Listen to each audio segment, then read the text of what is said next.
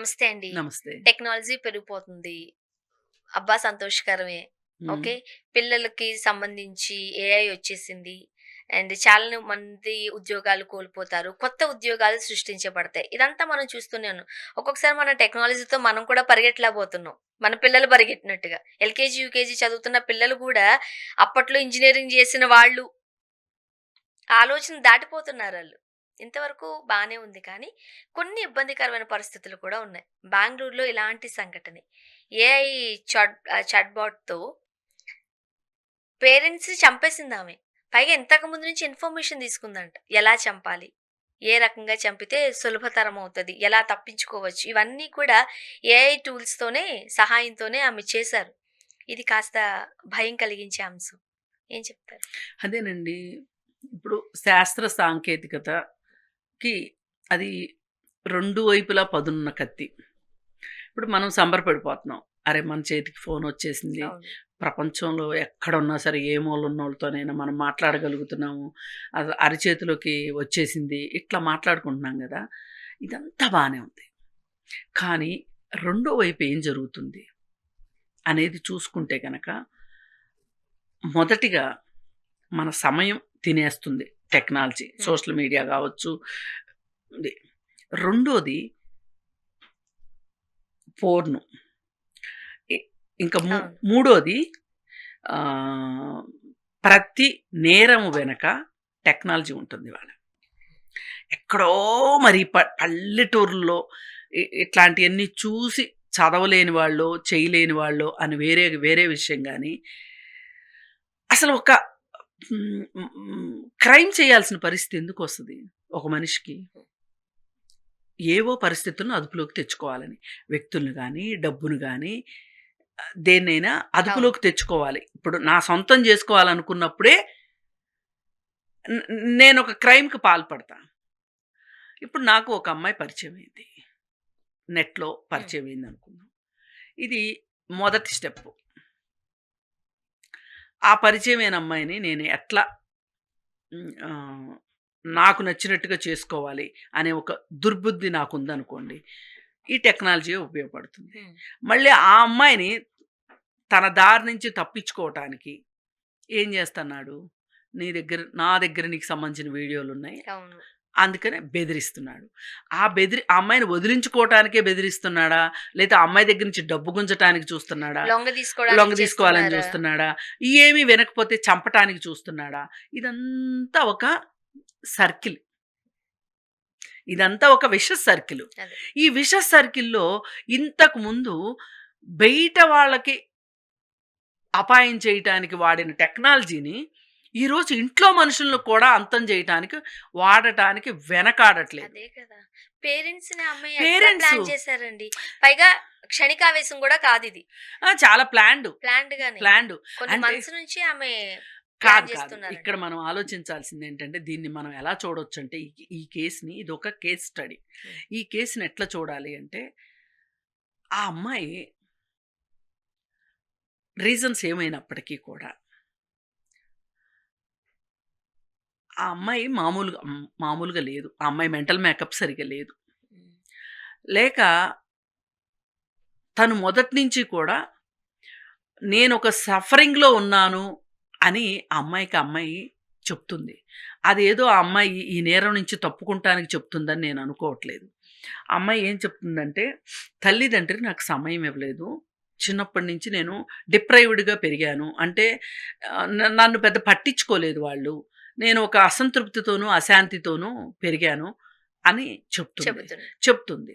అలా అలానే గనక జరిగి ఉంటే కనుక నా తల్లి నన్ను విపరీతంగా ఇది చెయ్యి, అది చెయ్యొద్దు, ఇలా ఉండు, అలా ఉండు, అలా చేయకు, ఇలా చేయకు అనే రిస్ట్రిక్షన్స్ చాలా విపరీతంగా రిస్ట్రిక్షన్స్ పెట్టింది అని కూడా ఆ అమ్మాయి చెప్తుంది. చెప్తున్నా. ఆహ్, ఇ ఇవన్నీ కూడా ఒక రకంగా ఒక మంచి కుటుంబ వాతావరణం లేదు అక్కడ అనేది అర్థమవుతుంది. వాళ్ళకి ఇద్దరు కూతుర్లనుకుంటా. ఇద్దరు ఇంకొక పాప కూడా ఇంకొక ఉంది. పాప కూడా ఉంది. ఆహ్, ఇ ఆ పాపని కొంచెం ఎక్కువ లాడ్ చేస్తారంట. చిన్న చిన్న పిల్ల చిన్న పిల్ల గాబట్టి. గదా అని అవును. లాడ్ చేసి ముద్దు చేసుండొచ్చు. ఇగ ఇప్పుడు జనరల్‌గా పిల్లలు దీన్ని ఎలా తీసుకుంటున్నారు అనేది కొంచెం రీచెక్ చేసుకోవాల్సిన అవసరం కూడా ఉంది. యాక్చువల్‌గా పెద్దవారు చెబుతూనే ఉంటారు. ఇద్దరు పిల్లల్ని సమానంగా చూడటం చాలా ఇంపార్టెంట్. అవును. పైగా ఇంకోటి ఏం చేస్తారంటే ఫస్ట్ పుట్టిన పిల్లలుకి ఒక బాధ్యత ఇస్తారు. అవును. ఈ చిన్న అమ్మాయికి సంబంధించి. ఈళ్ళిద్దరికి ఏజ్ గ్యాప్ 2 ఏళ్ళో, 3 ఏళ్ళో, 4 ఏళ్ళో ఉన్నంత మాత్రాన ఇప్పటివరకు నాకు దక్కిన ప్రేమంతా రెండో వాళ్ళకి దక్కుతుంది అనే ఒక సిబ్లింగ్ రైవల్రీ అనేది ఖచ్చితంగా ఉంటదండి. అవును. ఎంత బాగున్న పిల్లల్లో అయినా సరే ఈ సిబ్లింగ్ రైవల్రీ అనేది ఉంటది. హ్మ్. దీన్ని పేరెంట్స్ సరిగా అడ్రెస్ చెయ్యాలి. హ్మ్. అయితే పైగా ఏమంటారు అంటే, "నువ్వు పెద్దానివిగా" అంటారు. అవును. ఇది నేను నేను నా ఫేస్ నా చేసింది. ఇంట్లో ఫేస్ చేసిందే. ఆ! నేనెంత పెద్దదాన్నమ్మా వాడికంటే? 2 ఏళ్ళే గదా! అవును. అని మా అమ్మాయి దగ్గర నుంచి నాకు ప్రశ్నలొస్తా ఉండేయి. హ్మ్. వీడేంటి నేను నేను చిన్నోడిని గదా! అని కొంచెం దాక్కోడానికి ప్రయత్నం జేసేవాడు. హ్మ్. పైగా "నువ్వు చూసుకో హ్మ్. నువ్వెళ్ళే చోటకి తమ్ముడిని తీసుకెళ్ళు" అన్నామనుకోండి, ఏ తల్లిదండ్రులైనా సరే. నేనెందుకు తీసుకెళ్ళాలి? నా ఫ్రెండ్స్ నాకుంటారు. వాడి ఫ్రెండ్స్ వాడికుండాలి గానీ నా ఫ్రెండ్స్ అంటే ఇవి అక్కడితోటే ఎంత ఆగిపోయినియనుకోండి. చిన్న విషయాలు కాదు. తర్వాత వాళ్ళిద్దరి మధ్యలో బంధం ఎలా ఉంది? రెసిప్రోకల్‌గా ఉన్నారా లేదా? ఒకరికొకరు ప్రేమగా ఉన్నారా లేదా? ఇవన్నీ చూసుకోవాల్సిన బాధ్యత తల్లిదండ్రులదే. పైగా ఇక్కడేమవుతది అంటే తల్లిదండ్రుల మధ్యలో కీచులాటలున్నాయనుకోండి, వాళ్ళు ఈ పిల్లల్ని పంచేసుకుంటారు. అవును. తల్లి ఒకళ్ళని, తండ్రి ఒకళ్ళని తీసేసుకుంటారు. ఇప్పుడు తండ్రి తీసుకున్న పిల్ల గావచ్చు, పిల్లాడిని గావచ్చు, తల్లేమన్నా అంటే ఈళ్ళు ఒప్పుకోరు. హ్మ్. వీళ్ళు తీసుకున్న పిల్లల్ని వాళ్ళేమన్నా అంటే వీళ్ళు ఊరుకోరు.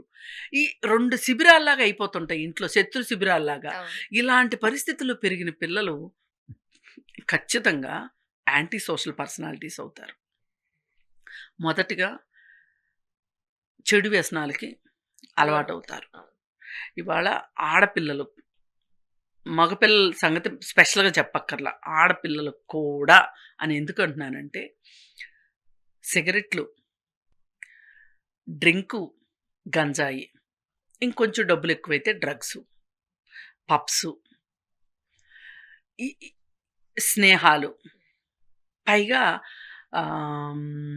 ఇవాళ వివాహానికి ముందు శారీరక సంబంధం తప్పా, ఒప్పా అనే దానికంటే కూడా అసలు తప్పా, ఒప్పా అనే ప్రశ్న లేకుండా అవకాశం దొరికితే గనక అలా ఉంటున్నారు. దానికి బెస్ట్ ఎగ్జాంపుల్ ఓయో రూమ్సే. అవును. ఇవన్నీ చూస్తున్నాం గదా! అవును. ఈటన్నిటి ఎఫెక్ట్ వల్ల ఏం జరుగుతుంది అంటే వీళ్ళల్లో ఒక రకమైన తెంపరితనం వచ్చేస్తుంది. ఈ తెంపరితనం ఎక్కడి దాకా తీసుకెళ్తుందంటే నేనే ఇంపార్టెంటు. నా తర్వాతే ఈ ప్రపంచం. లేదు అంటే నాకు సంతోషాన్ని ఇచ్చేవాడే నాకు. ఇచ్చే అమ్మాయే నాకు. అది దాటి మిగతా ప్రపంచంతో నాకు సంబంధం లేదు అని ఇలా టూ ఇ ఇండివిడ్యువలైజ్ అయిపోతున్నారు. Split personalities. అమ్మాయి కావచ్చు, అబ్బాయి కావచ్చు. స్ప్లిట్ పర్సనాలిటీ కాదు. అమ్మాయి అయినా, అబ్బాయి అయినా వాళ్ళు ఏం ఆలోచిస్తున్నారంటే నా పార్ట్నర్ ఇంపార్టెంట్ నాకు. అవును.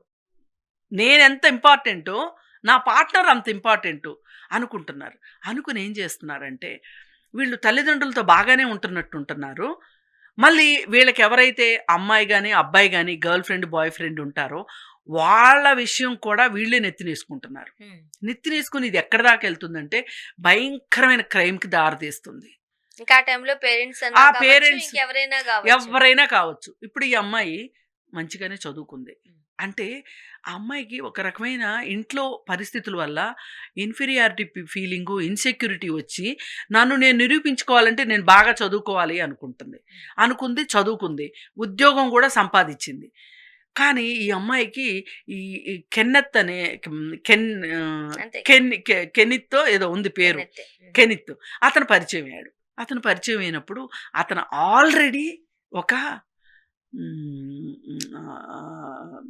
క్రైమ్ హిస్టరీ ఉంది అతనికి. అతని దృష్టిలో ఈ అమ్మాయి నెట్‌లోనే పరిచయం అయిందంట. ఈ అమ్మాయికి ఏదో చిన్నప్పటి నుంచి తెలిసిన వాళ్ళో, చుట్టాలో, ఫ్రెండ్సో కాదు. అదే. నెట్‌లో పరిచయం అయ్యాడు వాడు. వాడు ఈ అమ్మాయికి చాలా అటెన్షన్ ఇచ్చాడు. చాలా ఇంపార్టెన్స్ ఇచ్చాడు. ఆ అమ్మాయిలో గూడు కట్టుకున్న ఇన్ఫీరియారిటీ ఫీలింగ్‌ని, ఇన్‌సెక్యూరిటీస్‌ని అడ్రెస్ చేశాడు వాడు. వాడు చాలా దేవుడిలాగా కనిపించాడు ఆ అమ్మాయికి. అంతే. ఎంత దేవుడిలాగా కనిపించాడంటే వాళ్ళ అమ్మ దగ్గర నుంచి నేను వ్యాపారం చేస్తాను అని చెప్పి ఉద్యోగం చేయలేకపోతున్నాను. వీడే నేర్పించుంటాడు ఈ అమ్మాయికి. అదే మనం చెప్పుండొచ్చు. మనం వ్యాపారం చేసుకుందాము అని. హ్మ్. ఇలాంటి సిమిలర్ కేసు హైదరాబాద్‌లో కూడా జరిగింది. అయితే ఆహ్, ఆహ్, ఈ డబ్బులు తీసుకుంది వాళ్ళ అమ్మ దగ్గర నుంచి 20,00,000 తీసుకుంది. తీసుకుని 20,00,000 వాడికిచ్చింది. హ్మ్. ఈ 20,00,000 వాడు శుభ్రంగా వాడేసుకున్నాడు. బిజినెస్ లేదు, ఏమీ లేదు. అవును. నమో నారాయణ అయిపోయింది. ఇప్పుడు హై వెంటనే వాళ్ళ పేరెంట్స్ అయిపోయేసరికి అడుగుతారు. వాళ్ళ అమ్మ డబ్బులు అడుగుతుంది. ఎందుకంటే ఆళ్ళమ్మ అడుగుతున్న కారణం గూడా ఇప్పుడు పెళ్లి చేయాలి గదా! ఈ అమ్మాయికి. అవును. ఈ హస్బెండ్ మీద ఉన్న డిస్ప్యూట్స్ తోటి ఏం చేసిందంటే భార్య కూతురుతోటి బావుంటది గాబట్టి కూతురికి డబ్బులిచ్చింది. హ్మ్. ఈ ఇప్పుడు 20,00,000 అంటే చిన్న మాట గాదు. మరి హస్బెండ్ అడుగుతాడు గదా! అవును. లేదు పెళ్లి కుదురుతుంది అంటే ఖర్చులు గావాలి గదా! అడిగేసరికి ఈ అమ్మాయికి ఆహ్, ఇంక ఇంకేం చేయాలో తోచలేదు. ఏం తోచలేదు. పైగా వాడి వైపు నుంచి ఒత్తిడి. వాడిట్లా 20,00,000 తీసుకొని మోసం చేస్తాడని ఈ అమ్మాయి ఊహించలా అసలు. అవును. ఈ ఈ ఈ ఈ మొత్తంలో వీళ్ళకి దొరికిన దారేంటంటే, ఈళ్ళ ముగ్గురిని చంపేసేస్తే, ఇప్పుడు వాళ్ళుండేది సొంతిల్లు. ఆస్తులు వాళ్ళ సొంతం అవుతాయి. అలా చెప్పాడు ఈ అమ్మాయి. అసలు ఈ అమ్మాయిని ఒక బొమ్మని చేసేసాడు. ఎవ్వరికైతే ఇన్ఫీరియారిటీ ఫీలింగ్ ఉంటదో, ఇన్‌సెక్యూరిటీ ఫీలింగ్ ఉంటదో వాళ్ళని మాయ చేయటం చాలా ఈజీ. ఈజీ. చాలా బాధాకరం అండి. చాలా బాధాకరం. ఇ ఇలా జరిగింది. ఇదంతా వీళ్ళు ఈ నెట్‌లోనే చూసారు. ఏఐ ద్వారానే అన్ని ఈ చాటు ఇవన్నీ చెప్తున్నారు గదా! ఇవన్నీ గూడా అక్కర్లేదండి. ఆల్రెడీ క్రైమ్ తెలిసిన పార్ట్నర్ ఒకడు పక్కనుంటే ఏమన్నా చేస్తాడు. ఇవన్నీ ఏం అక్కర్లా. ఇప్పుడు ఆ అమ్మాయి టెక్నికల్ పర్సన్ గాబట్టి టెక్నాలజీ ద్వారా ఇవన్నీ తెలుసుకుంది అని మాట్లాడుతున్నారు. టెక్నాలజీ తెలిసిన వాళ్ళందరూ చేస్తున్నారండి ఇట్లా? అవును. ఎంతమంది సాఫ్ట్‌వేర్ ఇంజినీర్లు లేరు?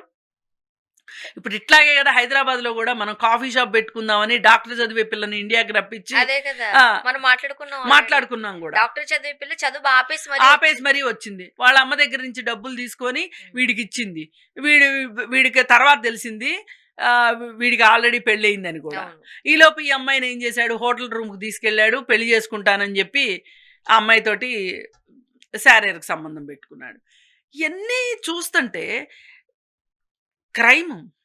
అవును. కానీ టెక్నాలజీని మనం మొదటగా తిట్టుకోవాల్సింది ఎక్కడ అంటే, ఇంత నెట్‌వర్క్ ఇస్తుంది చూసారా మనుషుల్ని. అది మంచికి ఉపయోగించుకుంటే మంచికి మంచి. ఉపయోగించుకుంటే మంచిది. ఇంకోలా ఉపయోగిస్తే ఇంకోలా. అంతే. ఇంకోలాగా. Thank you. ఏది ఏమైనా చాలా అవాంఛనీయమైన ఘటనలు ఇవన్నీ. థాంక్ యూ అండి. Thank you.